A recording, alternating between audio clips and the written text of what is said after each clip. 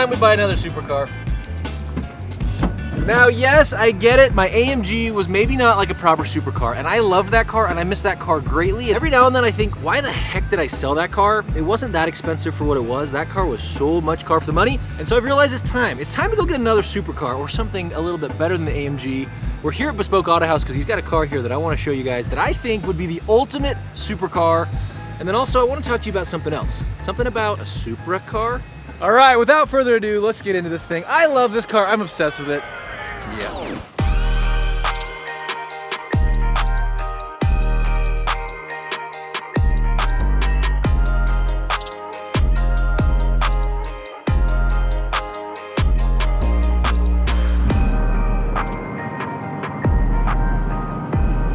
Well, I got the Grinch here, and the Grinch owns his car. You guys know Gabe. This is Gabe Kirk. He owns Bespoke Auto House, and he just bought this like, what, 3 weeks ago? 6. He's had this thing for 6 weeks, and it's already got carbon, it's got wheels, it's lowered, it's wrapped, it's got freaking Santa Claus's sack on the back. SEMA build. It's a SEMA build, and it took him like 3 weeks to have the thing done, which is sick. This is my literal dream car. If you guys have followed me for a while, you know that I have voiced that the RS6 is my dream car. This is arguably a supercar. Some people might say it's not a supercar, but this is literally a Urus, a small version of the Urus, which is definitely a supercar. Supercar? Best dad wagon money can buy. Best dad wagon money can buy. Now, this is the first time that Gabe has been in his passenger seat. And as you guys probably know, being in your passenger seat feels so much faster than in the driver's seat, so. Oh my gosh. Okay, that was not, literally this thing is insane. On camera, I guarantee that did not seem fast. This thing is stupid fast. It's also got the integrated tune. It's on their stage 1. Yeah, stage 1 with their intake and inlet pipes. Yeah, I don't know. These cars literally, like, with basically no work at all, can make almost 1,000 horsepower. Yeah, I need it. All right, so let's talk numbers on the Audi RS6. These things sell for well over 100 grand. Now, you can find a good deal on with some high miles. You can find them for right around 100, maybe slightly below. Gabe got a really good deal on this one, but obviously he just did a ton of stuff to it, and that's not cheap. So for me, buying another supercar, something in this realm, you have to consider parts. And with my AMG, that's something that I didn't take into consideration. Getting parts for that car, just the normal cheap stuff is not cheap on those cars. And so I do worry, getting something like this, stuff is not cheap. Something that's also not cheap is building a JDM car. Now, early in the video, I mentioned that I want to talk about a Supra car, and that's because I've been heavily considered buying a Mark IV Supra, not a fully built one that are insanely expensive, but really, I want to just experience kind of that JDM, that true JDM, a Supra Mark IV, and do it right, put some money into it and make it sick. I feel like that would be funner for you guys. It's funner for me because I don't know anything about Supras. So we're gonna go look at one right now that's insane. All right, I just picked up the other Gabe. Gabe with hair is gone. Gabe with hair. Yeah, with hair. Yeah, right. All right, like I mentioned, I want to show you guys a Mark IV Supra that I'm not considering buying this one, but this is like the prime example of when you put a lot of money and you want a high horsepower Supra, this is what it is. Now, I honestly know nothing about Supras, so the owner, Jeff, my name is Jeff, he's very willing to let us take it, I think. It's too fast, dude. Gabe's gonna drive it. I definitely don't want to drive it. Yeah. How long have you had this? So I bought it last summer. Summer. So I was always on the hunt for a true RSP 6-speed car. One popped up and I just bought it. So. Okay, so far I'm already confused. Like I said, I know nothing about Supras. RSP 6-speed sounds like 6-speed. So from sounds factory. like a lot of money. A lot of money. So RSP stands for Royal Sapphire Pearl. So it's one of 31 true 6-speed cars, and I just bought it for the color. Okay. Now, Gabe's gonna take us for a ride. I told him I have no interest in driving this thing. I don't want to crash it, and I genuinely have a fear of Mark IV Supras. Dude, I've been in a lot of cars, and this one scares me. What's this thing make? How Oh, much? wow. 1,200 wheel. 1,200 wheel 38 horsepower. pounds. Can you even handle this? No. Are you gonna go kill us? Definitely. I'm gonna have you steer and shift. This doesn't Or sound. something? Yeah.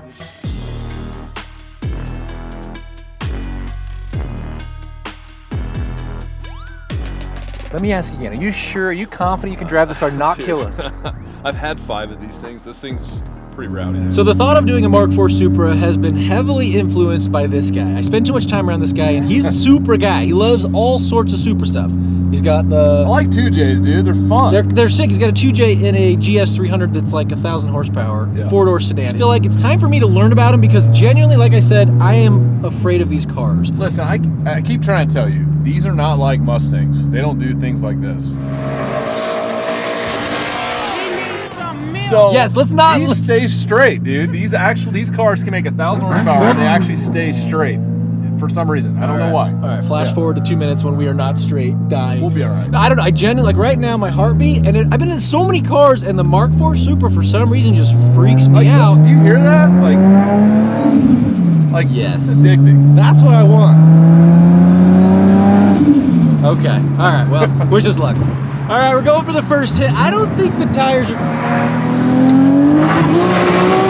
Oh.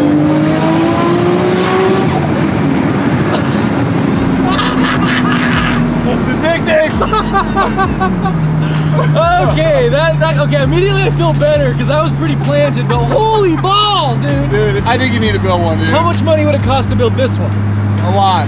A lot. I don't have that much money, but if build a little bit. if I can Just make get it one and build kind it of a little sick, bit, how yeah. how much would it cost to make it kind of sick? Oh man. You could be anywhere from 20 to 50 grand really quick. All right, I need you guys to like and subscribe this video because I'm gonna have to get some more You sponsors. need to make 1,000 though. You have to, yeah, 1,000 horsepower.